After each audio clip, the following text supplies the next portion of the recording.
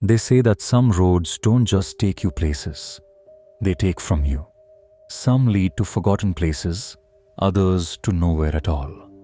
And sometimes, when you drive down a road at just the right time, under just the right circumstances, you might find yourself somewhere you were never meant to be.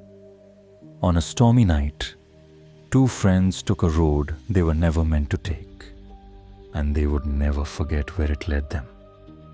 Have you ever felt unseen eyes watching you in the dark? Welcome to Nightfall Crypt, where shadows whisper, the unknown lingers, and every story is waiting for you to listen, if you dare. The rain had been relentless all weekend. Sheets of water lashed at the roads, rivers overflowed, and detours became the rule rather than the exception. What should have been a routine 3-hour drive home turned into a maze of back roads, flooded highways, and uncertain turns. "I think this should connect back to the highway soon," I said, glancing at the glowing screen. The road ahead was empty, a narrow strip of pavement cutting through an isolated town. The storm had chased everyone indoors. No cars, no lights, no signs of life. And then the brakes screeched. My buddy's hands clutched the wheel, his breath ragged. "What the hell?" he whispered. The road was gone. The headlights illuminated something that should not have been there. Row after row of headstones stretched out in every direction. We were sitting in the middle of a graveyard. I looked down at the GPS. The road continued straight ahead, as if the graveyard didn't exist. Confused, I turned the screen toward him. "It says we're still on the road." He exhaled sharply, shaking his head. "Screw this. We're turning around." He threw the car into reverse and spun us around. The way we had come was a straight shot, a single road through town, into the countryside, no turns.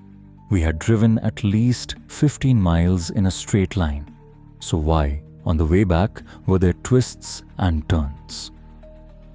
Graves surrounded us on all sides, looming in the dim glow of the headlights.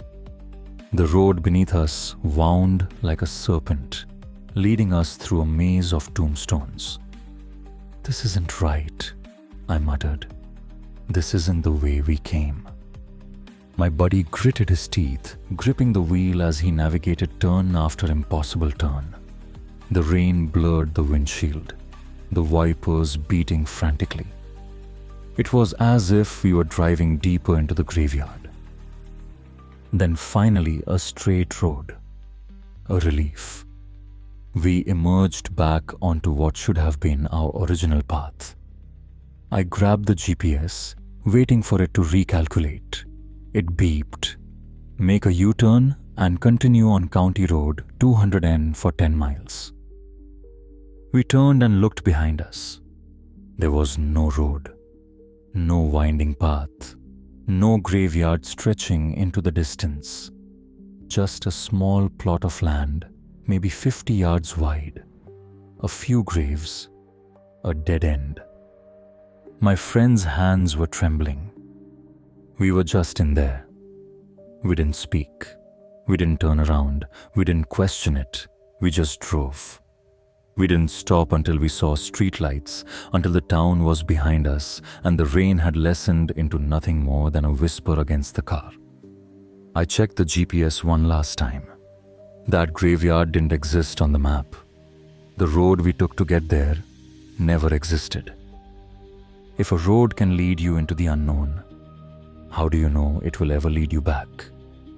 And so, the shadows stretch further, and the mystery only deepens.